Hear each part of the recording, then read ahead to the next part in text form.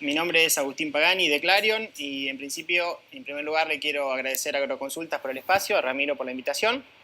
Y bueno, lo que voy a tratar de transmitir en estos poquitos minutos que tengo son experiencias concretas en campos de productores sobre lo que yo considero exitosas, sobre el uso de herramientas de agricultura de precisión para tratar de incrementar la eficiencia en el uso de los insumos para el agro. En primer lugar, yo creo que los principios y los conceptos involucrados alrededor de las tecnologías de agricultura de precisión son indudables. Creo que todo el mundo, tanto la gente que está acá como la gente que nos está siguiendo online, probablemente esté de acuerdo en que si existe variabilidad en lotes de producción, hay que hacer algo desde el punto de vista agronómico con esa variabilidad y transformarla o derivarla en un manejo de cultivos acorde a esa variabilidad. Sin embargo, en términos concretos en el campo, a veces la implementación puede ser compleja por cuestiones de costos, por cuestiones operativas, por cuestiones de falta de conocimiento. Y a veces creo yo que existen dudas sobre las mediciones del impacto real físico y económico de estas tecnologías. A veces no se muestra o no se puede mostrar de manera concreta cuál es el impacto real de incorporar estas tecnologías con respecto a lo que los productores en general hacen con agricultura tradicional.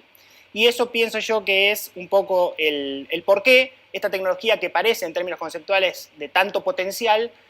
tiene un grado de adopción todavía relativamente bajo y tenemos un espacio por crecer grande en ese sentido. Así que lo que voy a intentar demostrar son 4 ejemplos concretos de zonas diferentes, con insumos diferentes, en donde, bueno, desde mi punto de vista, logramos una mayor eficiencia en el uso de los insumos y por lo tanto un resultado económico y ambiental más favorable. El primer caso es de nitrógeno variable en trigo. En la localidad de Olavarría, en Buenos Aires, en un lote con profundidad efectiva variable, o sea, en lotes con presencias de tosca, como se ve acá en las zonas rojas, que dicha heterogeneidad se veía reflejada en el rendimiento, por ejemplo, del cultivo de soja previo a la campaña donde hicimos esta experiencia, en donde se ven las zonas de bajo rendimiento asociados a suelos más someros y zonas de mayor rendimiento en suelos más profundos. En este lote con estas características hicimos una prescripción de nitrógeno en trigo, en donde pudimos establecer un ensayo con este formato de tablero de ajedrez con dosis crecientes de nitrógeno para poder establecer cómo era la relación o cómo era la asociación entre la respuesta a nitrógeno y la variable predominante en este campo, que era la profundidad efectiva. Y lo que obtuvimos en este ensayo fueron 2 zonas que se comportaron de manera contrastante. Estas son 2 curvas de respuesta a nitrógeno en trigo, en donde las zonas que tenían una profundidad efectiva inferior a 60 centímetros, la respuesta a nitrógeno fue menor y la dosis óptima económica fue menor que en el resto del lote con suelos más profundos, en donde el rendimiento alcanzado fue mayor y la dosis óptima económica fue mayor. Si nosotros comparamos este manejo sitio específico asociado a la profundidad de la tosca con lo que hubiera sido el manejo tradicional que este productor puntual hacía, de aplicar 100 kilos de nitrógeno en todo el lote, el resultado económico que obtuvimos fue de $22 por hectárea. Esto se compone un poco de ahorro de fertilizante en los ambientes más someros y de aumento adicional de producción en los ambientes de suelo profundo. Este es un ejemplo de un caso concreto de nitrógeno variable en trigo. El segundo ejemplo, para irnos de la región pampeana, Pampa del Infierno, norte de Chaco. Existen algunos suelos en Chaco asociados a que tienen como característica la presencia de paleocauces o zonas más deprimidas, como se ve acá en el mapa de elevación, las zonas rojas, que eran cauces de ríos viejos. Estos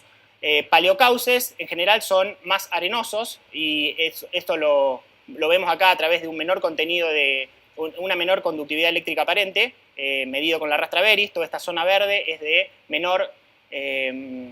contenido de arena mayor y por lo tanto menor contenido de materia orgánica. Acá se ve un muestreo dirigido de materia orgánica en donde estos puntos rojos de valores inferiores a 2 de materia orgánica representan situaciones contrastantes con respecto al resto del campo en donde los valores de materia orgánica eran mayores.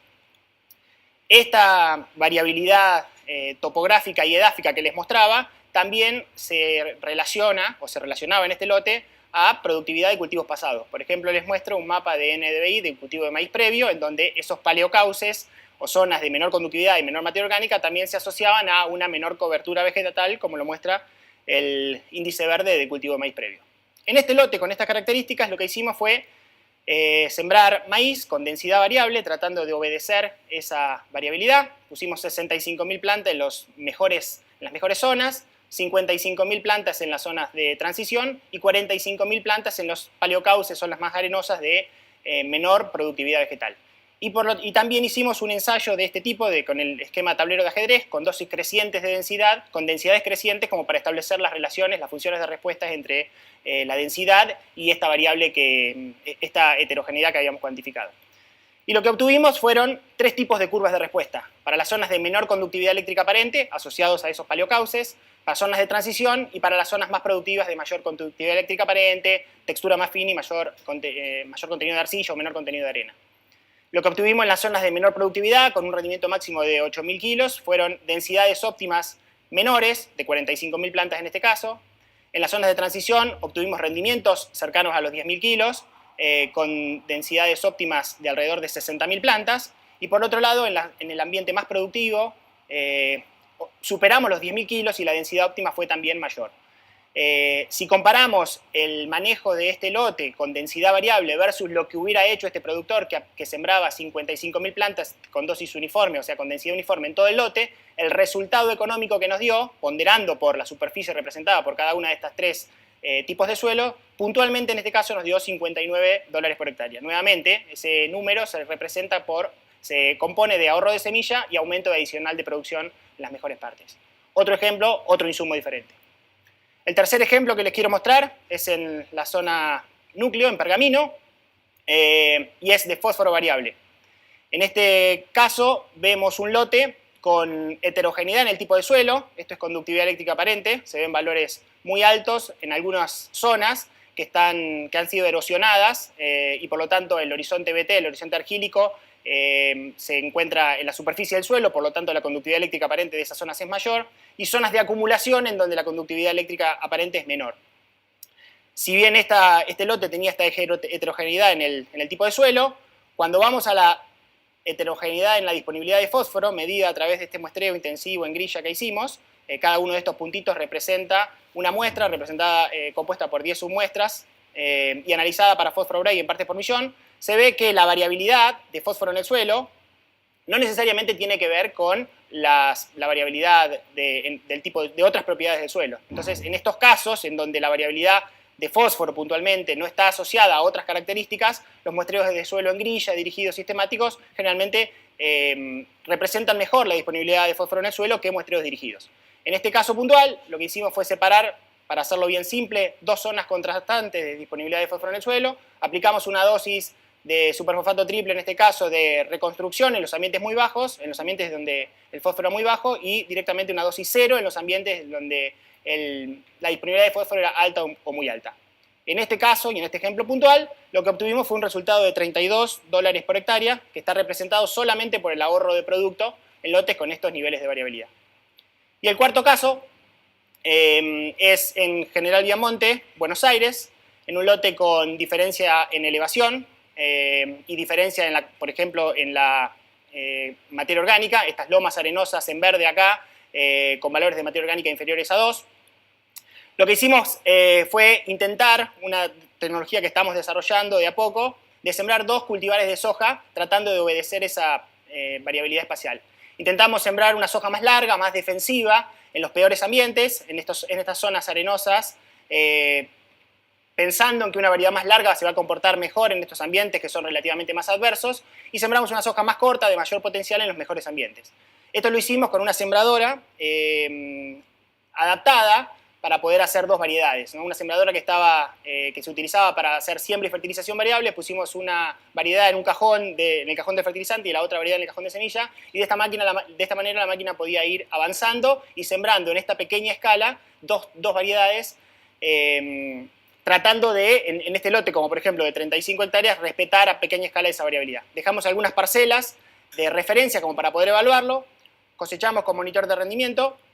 Esta es una imagen aérea de cómo se veía ese lote, con las 2 tonalidades de verde, representando las 2 variedades, en la loma arenosa la variedad más larga y en los otros ambientes la variedad más corta. Y lo que obtuvimos fue que en el ambiente de baja productividad, la soja más larga, más defensiva, superó a la soja más corta, de mayor productividad, en 195 kilos por hectárea, y en el ambiente de alta productividad, la soja más corta superó a la soja más larga en 260 kilos por hectárea. Y esto, traducido en margen bruto, obtuvimos un resultado de $56 por hectárea con tecnología de procesos, netamente de procesos, para gente que ya tiene la tecnología disponible porque la está usando en gramíneas y no tiene que hacer una inversión adicional, solamente unas modificaciones de la sembradora que no son de gran complejidad. Para finalizar con estos 4 ejemplos, les quiero mostrar, los quiero alentar a que tenemos un potencial enorme por utilizar bien esta tecnología, pero bueno, creo que la tenemos que implementar de manera que nos permita ser mejores agrónomos, mejores técnicos, pero bueno, creo que hay un espacio por crecer muy alto porque la gran mayoría de la superficie productiva que tenemos hace que el uso de estas tecnologías pueda tener un impacto muy grande desde el punto de vista económico y ambiental. Así que les agradezco mucho por la atención.